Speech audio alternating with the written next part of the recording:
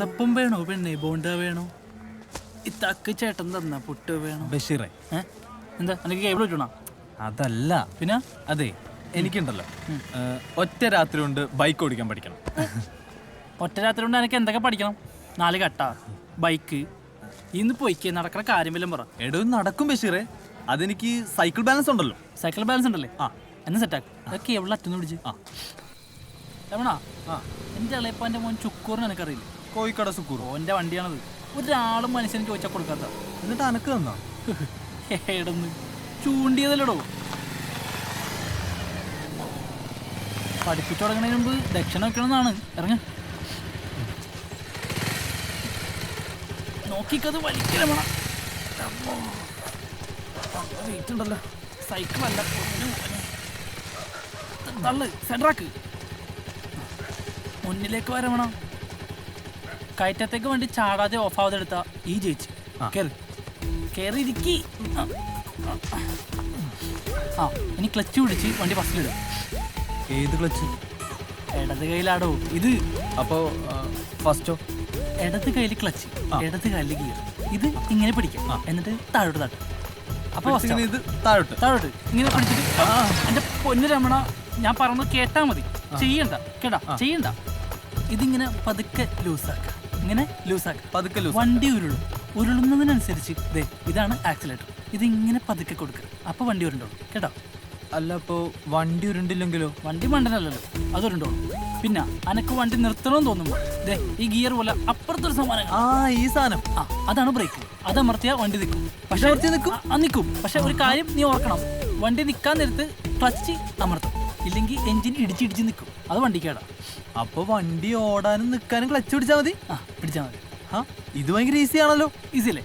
അപ്പൊ മെല്ലെ clutch ലൂസാക്കുക, accelerator കൊടുക്കുക. ക്ലച്ച് ലൂസാക്കുക, ആക്സിലേറ്റർ കൊടുക്കുക. ക്ലച്ച് ലൂസാക്കുക, ആക്സിലേറ്റർ കൊടുക്കുക. ഒറ്റടിക്ക് കൊടുക്കല്ലേ? കൊടുക്കാം അല്ലേ? ഹാൻഡിൽ വരെ പിടിക്കും.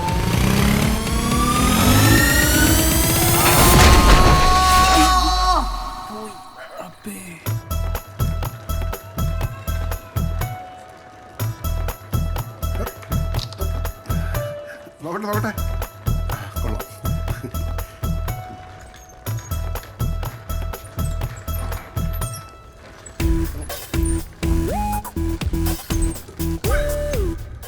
നോക്കിയോല്ല, നോക്കി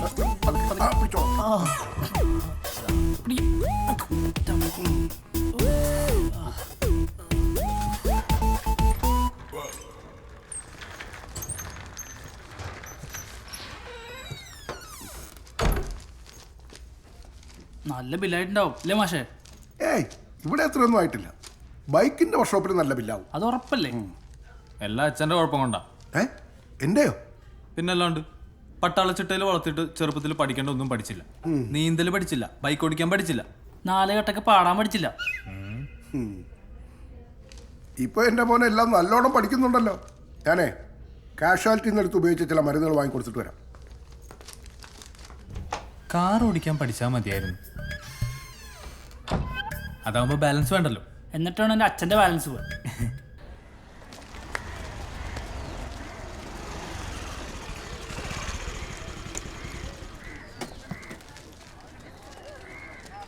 ആമിന, നിലാവിന്റെ ഉദ്ഘാടനം ഡേറ്റ് ഒന്ന് മാറ്റേണ്ടി വരും കേട്ടോ.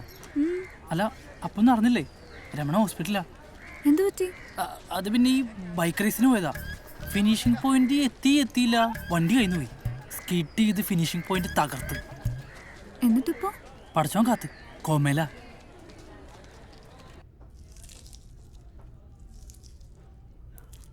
എടാ, ബൈക്ക് റേസിനൊക്കെ പൊക്കി പറഞ്ഞത് എനിക്കൊരു ഹീറോ ഇമേജ് കെട്ടിക്കോട്ടെന്ന് വെച്ചിട്ടാ. അത്ര ഇമേജ് വേണ്ടായിരുന്നു. വേണ്ടെങ്കിൽ വേണ്ട, നീ കഴിക്ക്.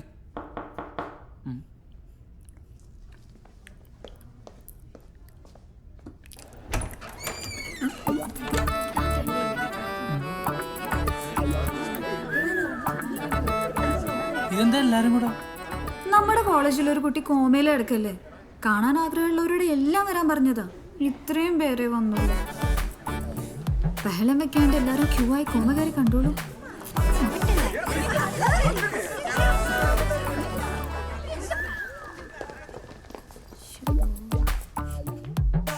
ഇതെന്താ? ഈ നാരങ്ങയുടെ ജീവിതത്തിൽ ആദ്യമായിട്ട് കാണുവാണോ സീമന്തിരി? കോമയിലായാലേ ശരീരത്തിലെ ഒരവയവും അനങ്ങൂല. പിന്നെ എങ്ങനെയാ വായുറക്കുക? അത് ഈ മണ്ടൻ ബഷീർ കുത്തിക്കെട്ടിയതോ? അല്ല ഞാൻ ഒരു കാര്യം ചോദിച്ചോട്ടെ, നിങ്ങൾ ഈ ഏത് കോമയുടെ കാര്യം പറഞ്ഞേ? അതിന് കോമ എത്ര തരം ഉണ്ട്? കോമ എന്ന് പറഞ്ഞ പലരുമില്ലേ? ഇപ്പൊ നമ്മള് ഇങ്ങനൊരു കോമഡി നിൽക്കും, എന്തായാലും ശേഷം പിന്നെയും തുടരും എന്നല്ലേ? ഫുൾ സ്റ്റോപ്പ് ഇട്ടാ തീർന്നു. ദേ തീർന്നിട്ടില്ല, കിടക്കണില്ലേ? അതുകൊണ്ട് ഞാൻ ഒരു കോമ ഇട്ടു. ബഷീറേ, ഓ ആ ഫോൺ എടുത്തേ.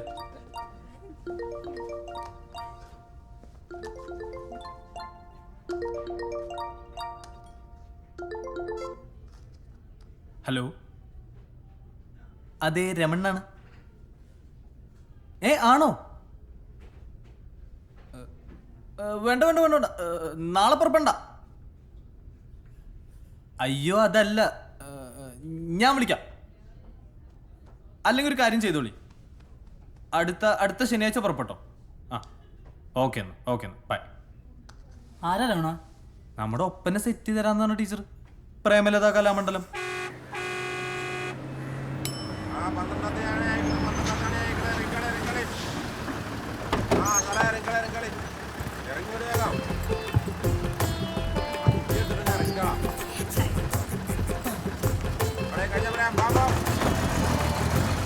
ഏട്ടെ ഒരു കാര്യം ചോദിക്കട്ടെ ഏട്ടെ, എന്തേന്? ഈ നിലാവ് എവിടെയേട്ടെ? അത് മോളില്. അതിപ്പോ കാണൂല, രാത്രി ആവണം. ഈ ഏട്ടൻ ഭയങ്കര തമാശക്കാരനാണല്ലോ.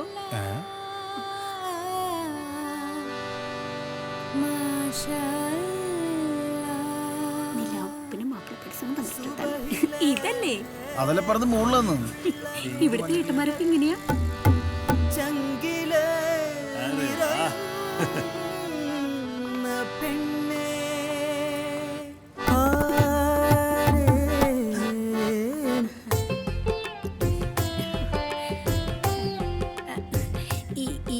രമണേട്ട, ആര്? ഗായകൻ രമണേട്ട. അയ്യോ രമണൻ ഏട്ടനല്ല, വിദ്യാർത്ഥിയാ.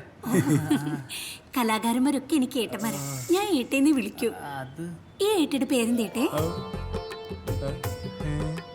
വായല് ഈച്ച കയറി മാഷെ വായടക്കി. ഈ വായ പൊളിച്ചിരിക്കുന്ന ഏട്ടന്റെ പേരാണ് എടമുട്ടം ബാസിയേട്ട. ഈശ്വരന്മാരെ, ഭക്തിഗാന കേസിട്ടൊക്കെ ഇറക്കിയിട്ടുള്ള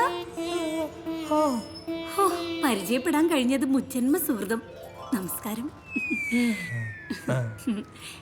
ഏട്ടയുടെ പേരെന്തേട്ടെ?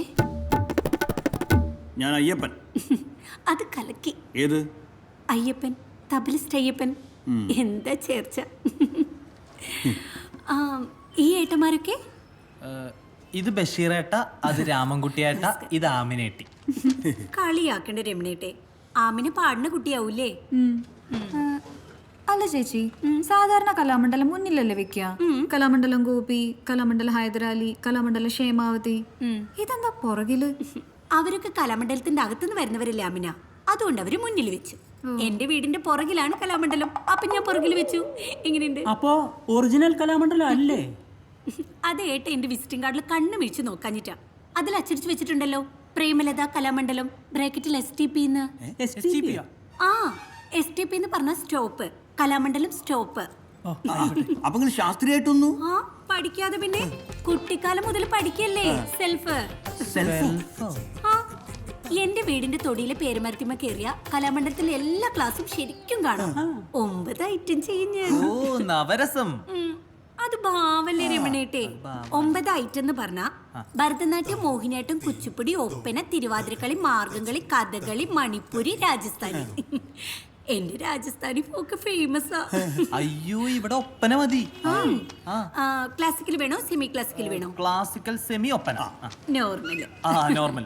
എവിടെ റിഹേഴ്സൽ ക്യാമ്പ് എവിടെയാ? ഇവിടെ അടുത്തുള്ളൊരു ഹാളിൽ അറേഞ്ച് ചെയ്തിരിക്കണേ. അപ്പൊ എന്റെ അക്കാഡമീഷ്യൻ അതും സെറ്റാണ്. വീഴല്ലേ? ഈ കാണുന്ന പോലെ ഒന്നല്ല ആമിന, ഭയങ്കര ഫേമസ് ഞാൻ നാട്ടില്. എന്നെ പോലെ 9 ഐറ്റം ചെയ്യുന്ന ഒരു നാട്ടില് വളരെ കുറവല്ലേ? അതാ ഡിമാൻഡ്. എന്നാലും ഞാൻ ഭയങ്കര സിമ്പിൾ അല്ലേ? അയ്യോ ഇതാരാ അച്ഛനാ? ഉപ്പയാ.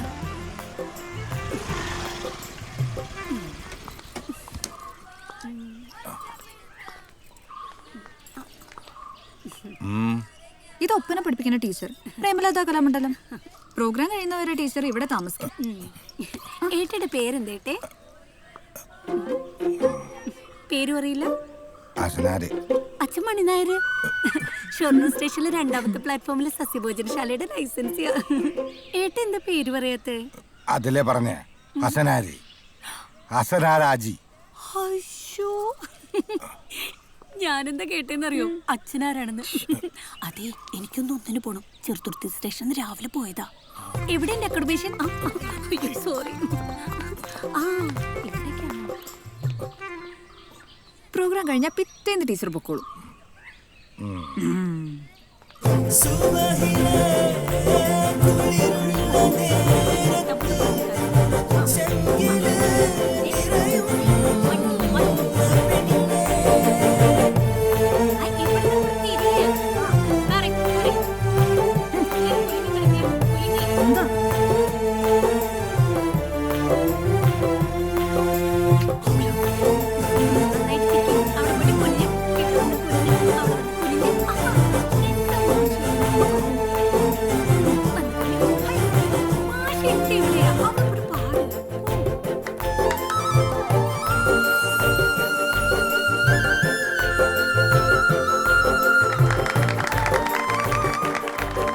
പന്ത്രണ്ടത്താണിയെക്കുറിച്ച് വായിച്ചും പറഞ്ഞും ഞാൻ ധാരാളം കേട്ടിട്ടുണ്ട്.